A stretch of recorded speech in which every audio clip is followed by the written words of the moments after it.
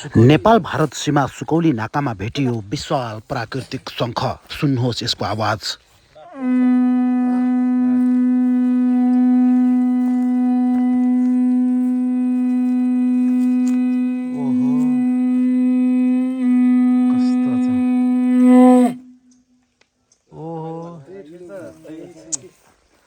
ल फोक्नुहोस् त सर। प्राकृतिक शंख है यो चाहिँ। सरले फोक्नुहोस् त सर।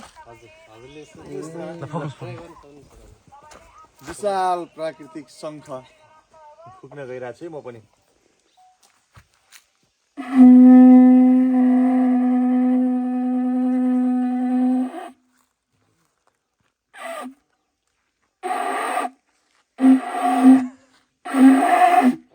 ठुलो पार्छ रहेछ।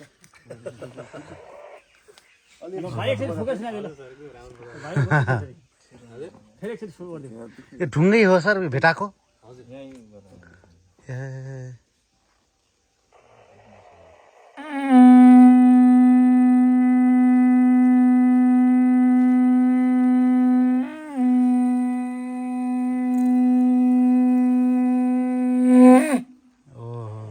ओम नमः शिवाय। ओम नमः शिवाय।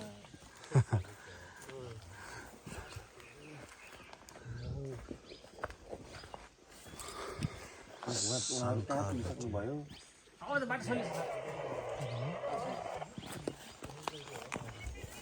फुक्ने हो। यता माथि बच्चा बस्छ त। उ गर्नु न।